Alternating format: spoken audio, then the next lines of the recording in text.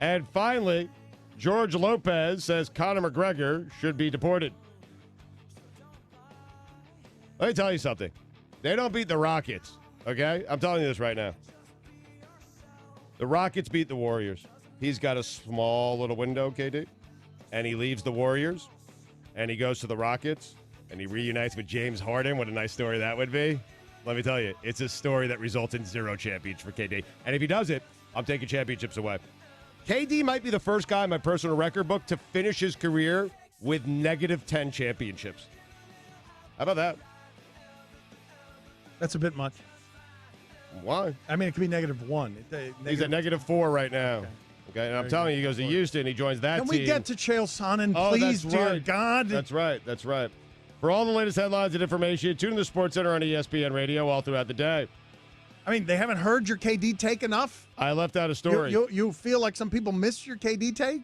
George Lopez says Conor McGregor should be deported. You read that already. I got to go to bed. You said that already. You don't remember reading that sentence 3 sentences ago? I got to go to bed. Chael's on the line. Chael Sonnen joins us on ESPN Radio. It's noon. I got to go to bed. Matt Lawton. Chael Sonnen with us. What the hell's going on with McGregor, Chael? And thank you for joining us, as always, my friend and nemesis. Oh, well, Dan, if I could break some news for you. George Lopez says Conor McGregor should be deported. I know. Aqua? I know, yeah. That's who I co-host this show with. He just read it 3 sentences ago. What do you think of that? Chael, what do you think of that KD take? Gentlemen, I thought you did a wonderful job. But, gentlemen, can I jump in on this Lopez thing? I assume because he's a comedian he was kidding, but this was my first thought, too. Listen, if Conor McGregor committed what he's being charged with, a felony, I don't see how he gets out of it with all the videotape. He sent 3 people to the hospital in a premeditated attack. I have to imagine that's a felony. And to Lopez's point, whether he's making a joke or not, I think Trump's been pretty clear. You're not going to bring a bad actor to this country and then let him come back. So I think he's in a jam. I think there's a lot of truth to that statement, whether it's made by a comedian or not. Okay, so what do you think is going to happen with Conor McGregor here? Like, just in general, you've been critical of his spending habits. You don't mind speaking your mind on these things. What do you think? How's this going to play out? He is out of control in a way we haven't quite seen before across sports. Yeah, absolutely. Look, youth, power, and money have never been a great recipe. We largely see it in Hollywood, but we do see it in sports too, don't we? What's going to happen with Conor? He has a legal issue. I don't think that this is Dana White's job. I don't think Dana's going to make it his job. I think he handed it over to the appropriate authorities, which was the New York Police Department. But I don't see how this goes well. I mean, listen, it was premeditated. 3 people went to the hospital. That sounds not good to me. I was stunned. Dan, I had to add this for you. Of the 3 charges he's facing, 2 of them were misdemeanors, including the assault. The 3 people going to the hospital with shard glass, some of them in their face, their eyes, their hand, was a misdemeanor. That stuns me that New York law doesn't take that more serious. Overall, though, Chael, good or bad for the UFC? Well, look, I need a little link to answer that. I mean, overall, this is terrible. Dana called it a disgusting situation, and he's right. If you're asking me in the long term, has infamous always trumped famous? Yes, it has. Especially in fighting.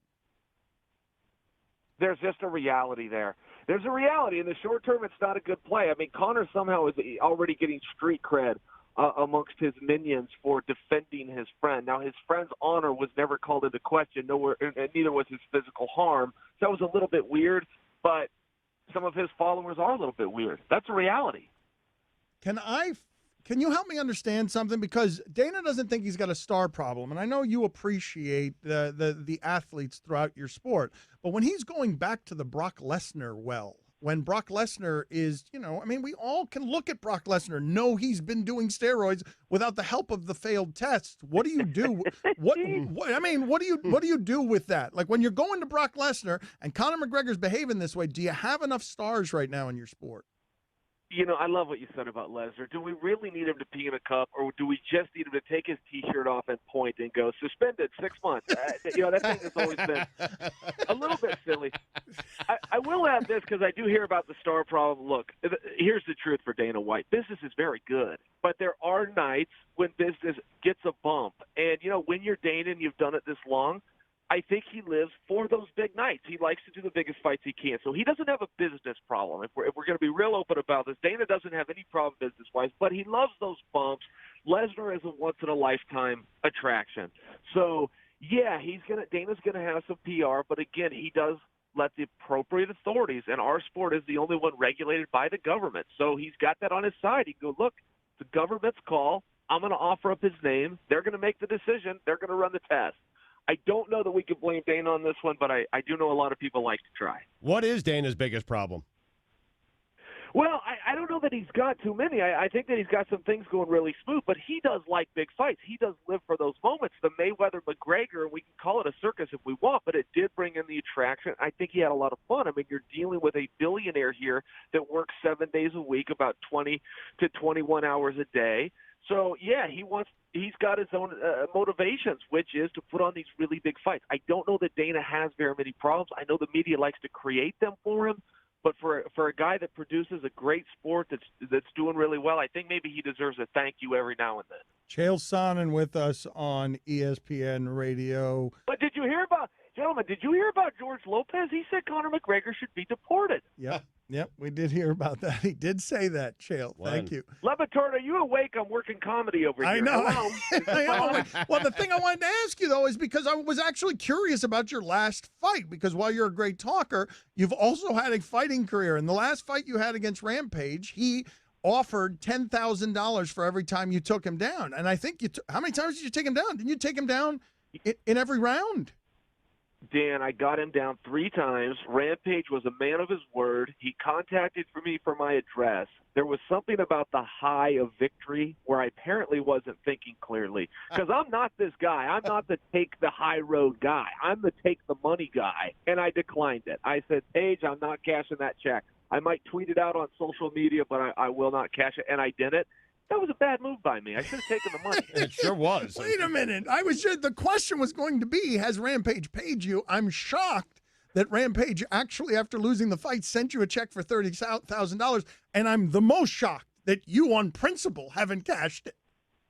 I'm a little surprised with myself, but yeah, I do feel that I have to give Paige the credit. I mean, that was a street move right there. That was 2 gentlemen. We shook hands. That was official. I would have paid, but I didn't know a lot of people were like me, right? My father was a gambler. I knew the rules of gambling. If you say bet, you got to bet.